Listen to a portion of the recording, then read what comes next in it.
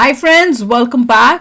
भारत अचानक से हट गया पीछे, मिन्नत करते रह गया बांग्लादेश। 48 घंटे में पता नहीं पीएम मोदी, हसीना यूनुस। देखते हैं चलो देखते हैं।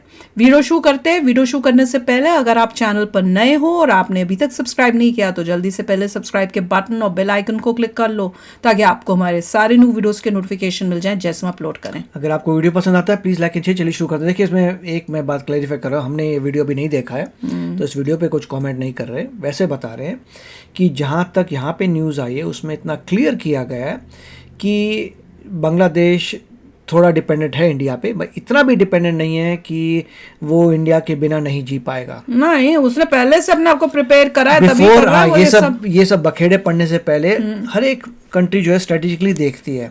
उनको भी पता है कि अगर लड़ाई झगड़ा हो जाए हमारे आसपास के देशों से तो हमारे पे क्या इम्पैक्ट होगा। तो उन्होंने काफी चीजें अपनी की हुई हैं कि अगर इंडिया, तभी तो चाइना के साथ कर रहे थे दोस्ती। इसीलिए जो छोटे देश होते हैं उनको ये होता है कि अगर तुम नहीं दोगे तो चाइना से ले लेंगे, चाइना से खराबी होगी इंडिया के पास आ जाएंगे, यूरोपियन नेशन से ले लेंगे, यहाँ से ले लेंगे, तो पाकिस्तान से भी कर रहे हैं। हाँ वही ना। तो जो इतने सारे, वो बात सही है कि वो बांग्लादेश गलत डायरेक्शन पे जा रहा है, बहुत ही उसमें रिलीजन का इफेक्ट आ रहा है, रिलीजन के बेस पे उनके इमोशंस चल रहे हैं। तो उसकी वजह से हम देखते हैं एंटी बांग्लादेश बड़े सारे वीडियोस बना रहे हैं इंडियंस की एंटी, मगर वो उसमें ये दिखाते हैं कि इंडिया के बिना बांग्लादेश डूब जाएगा, मर जाएगा। ये ऐसा नहीं होने वाला है। उसको डैमेज होगा बट इतना नहीं होगा कि पूरा ही खत्म हो जाएगा। That we will see. मतलब जो उनकी डेवलपमेंट पहले हो रही थी वो अब नहीं होगी और उसकी जगह कम होगी वो उनको आप देखोगे कि उनकी प्रोग्रेस ये मत सोच लीजिए कि पूरा इंडिया जो है पूरा खत्म कर देगा, but that is not going to happen. Maldives नहीं है, कहाँ पूरा कुछ खत्म नहीं हुआ उसका है। तो मतलब नुकसान होगा पर वो दूसरे एवेन्यूज जो है वो ढूंढ के कुछ ना कुछ करके अपना काम। पाकिस्तान कितने सालों से मतलब कटोरा लेके बैठा हुआ है पर अभी तक बर्बाद तो हुआ नहीं है। तो वही हाल है। पर ये है कि उसने जो है पंगा ले लिया है भारत से। और अब भारत तो अब हम तुमको बताएंगे छोड़ेंगे। और दूसरा ये भी देखना चाहिए कि इंडिया जो है डेमोक्रेसी है और ट्रू डेमोक्रेसी है। इजराइल वाली डेमोक्रेसी नहीं है जहाँ पे इतनी प्रॉब्लम हो रही है, लोग चाहते भी नहीं है नेतन्याहू को, जो भी है। इंडिया ट्रू डेमोक्रेसी है। ट्रू डेमोक्रेसी में आप इतने रैशनल जो है डिसीजन नहीं ले पाते अगेंस्ट एनीवन, उसमें बैलेंस रहता है।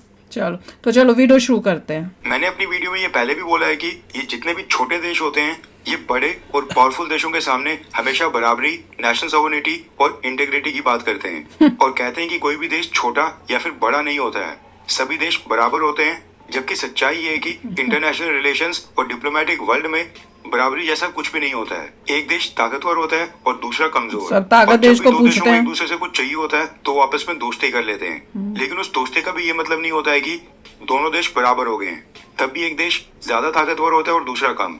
लेकिन ये चीज बांग्लादेश की इंटरिम गवर्नमेंट के हेड प्रोफेसर मोहम्मद यूनुस को समझ नहीं आ रही थी। भारत को उनकी बांग्लादेश की इंटरिम गवर्नमेंट के साथ बिल्कुल नरमी से पेश आ रहा था, इसलिए प्रोफेसर यूनुस को लगा कि भारत के बारे में वो अनाप शनाप बोलते रहेंगे और भारत कुछ नहीं करेगा। लेकिन हमारे जयशंकर सर और प्राइम मिनिस्टर मोदी जी को पता है कि बांग्लादेश को कैसे हैंडल करना है। दरअसल बांग्लादेश की इंटरिम गवर्नमेंट के हेड प्रोफेसर मोहम्मद यूनुस ने अभी कुछ ही दिन पहले गलती की थी। उन्होंने पब्लिकली ये बयान दे दिया था कि वो यूनाइटेड नेशन जनरल असेंबली को अटेंड करने जब वो अमेरिका जाएंगे तो वो वहाँ पर प्रधानमंत्री मोदी के साथ मीटिंग करना चाहते हैं और उसके लिए लगातार कोशिश कर रहे हैं। बांग्लादेश की इंटरिम गवर्नमेंट डिप्लोमेटिक चैनल्स और बांग्लादेश की भारत में एम्बेसी की मदद से लगातार भारत से रिक्वेस्ट कर रही थी कि प्रधानमंत्री मोदी जब अमेरिका की विजिट के ऊपर होंगे तो वहाँ पर वो साइडलाइंस के ऊपर प्रोफेसर यूनुस के साथ भी मुलाकात कर लें और दोनों के बीच एक बायलैटरल मीटिंग हो जाए।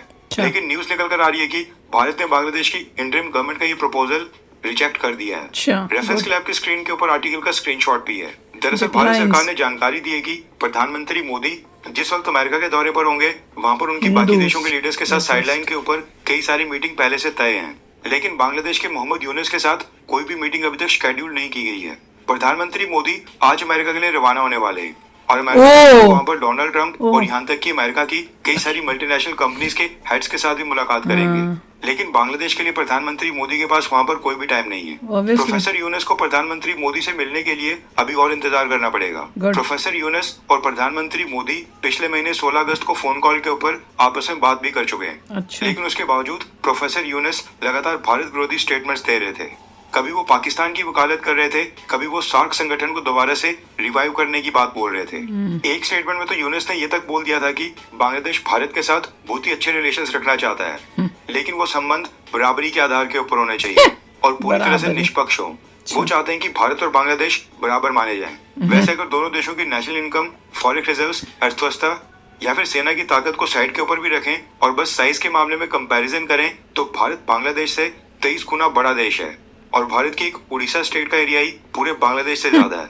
कोई भी अंधा और नासमझ व्यक्ति भी बता दे कि भारत और बांग्लादेश कभी बराबर नहीं हो सकते हैं। हालांकि अभी भी प्रधानमंत्री मोदी का अमेरिका का दौरा खत्म नहीं हुआ है और हम ये कई बार देख चुके हैं कि यूएन जनरल असेंबली में अनप्लान्ड मीटिंग्स वहां पर कई बार होती हैं। आपको क्या लगता है कि क्या प्रधानमंत्री मोदी को अमेरिका में मोहम्मद यूनुस के साथ मीटिंग करनी चाहिए, हाँ या फिर ना? नीचे कमेंट करके अपनी राय जरूर बताएं। मैं तो ये सोच रही थी कि यूनुस भाई, ना तेरी मीटिंग सेट हुई है, कंफर्म हुई है, कुछ नहीं हुआ तो पहले ही ढंडोरा पीटने लग गए हो कि भाई हम तो मोदी जी से मिलने का कर रहे हैं। अगर रिजेक्ट कर दे मोदी जी, भारत रिजेक्ट कर दे मीटिंग से तो कितनी बेइज्जती होगी। तो सोच के पहले कंफर्म हो जाए, मीटिंग हो जाए, फिर तुम कोई ऐसा स्टेटमेंट दो। अब सुनने में तो जैसे बता रहे हैं कि अभी, क्योंकि भैया मोदी जी, मैं जब बोला ना कि अभी कोई ऐसा प्लान नहीं है, अभी रिजेक्ट ही है मीटिंग का, तो मैंने कहा और क्या, सब अल्लू छल्लुओं से मिलने का टाइम होना है मोदी जी के पास। वो उन लोगों से मिलेंगे जो हायर इंपॉर्टेंस के लिए, भारत की डेवलपमेंट के लिए, भारत की प्रोग्रेस के लिए वो ज्यादा की प्लेयर्स हैं, उनसे मिलेंगे। तुम जैसे छुट्टू मुट्टू को मिलने जा रहे हैं वो यूएसए जा रहे हैं, तो बेसिकली यूएसए के लोगों से जो टॉप ऑफिशियल्स हैं, जो मेन होंगे, वहां उनसे मिलेंगे ताकि इंडिया की डेवलपमेंट हो जाए। अब वो वहां जाके तुमसे मिलेंगे जो तुम साथ में पड़ोसी बैठे हो, साथ में तुम्हारे रिलेशनशिप्स हैं कैसे, जो हम तुमको इतनी इंपॉर्टेंस दें कि यूएसए में जाकर तुमसे मिलेंगे। Forget it, never going to happen. देखिए इसमें पॉइंट ये है, जैसे नॉर्मली सभी की सोच ऐसी है और मैं भी एग्री करता हूँ कि ऐसा नहीं कह सकते कि सभी कंट्रीज इक्वल है। कैसे हो सकते हैं इक्वल? जो बांग्लादेश को बोलो, यूएसए को बोल दे भैया इक्वली ट्रीट करो। जो बड़ी कंट्रीज हैं इन लैंड मास, जो बड़ी कंट्रीज है जिसकी लैंड ज्यादा है कंट्री की, definitely end of the day वो स्ट्रॉन्गर बनती है देन कंट्रीज जिसका लैंड मास कम है। मगर that is not always true. ये क्यों हम बोलते हैं नॉट? क्योंकि इसराइल को एग्जाम्पल है, छुटका सा देश इसराइल है, उसने बड़ी बड़ी कंट्रीज को परेशान किया हुआ है। तो ये है कि लोगों पे भी डिपेंड करता है, कि लोगों की कैपेबिलिटी पे डिपेंड करता है और साइज ऑफ द कंट्री पे करता है। इस थ्योरी से ये भी मुझे लगता है कि इसराइल अगर उस डायरेक्शन में जा रहा है तो डेफिनेटली कोशिश करेगा कि उसका साइज भी बढ़ता जाए, करना चाहिए। मैं तो कह रही हूँ बट यहाँ पे जो है बांग्लादेश डेफिनेटली का ये बोलना कि हम गारंटी कर रहे हैं, हम बिल्कुल मिलेंगे, ठीक नहीं था। उनको अगर वहाँ से इंडिया बोलता हाँ जी मिलेंगे, तब न्यूज़ में डालो कि भाई हमारी बात होगी, हम मिलेंगे। अननेसेसरी वो अननेसेसरी बोल दिया, बाद में इंडिया ने बोल दिया हम नहीं मिलना, अपने ये चॉप करा ली। अगर हमारे पास कोई होगा टाइम तो हम देखेंगे, और अगर मिलना मोदी जी इवेंचुअली मिले तो मेरे हिसाब से तो दो टुक बात, मतलब एक दो भी नहीं, एक टुक बात होनी चाहिए। हिंदूज जो वहां पे हैं उनकी सिचुएशन तुम बिल्कुल ठीक करो, उसके बाद आके बात करना आगे, उससे पहले कोई बातचीत नहीं होगी, सिंपल।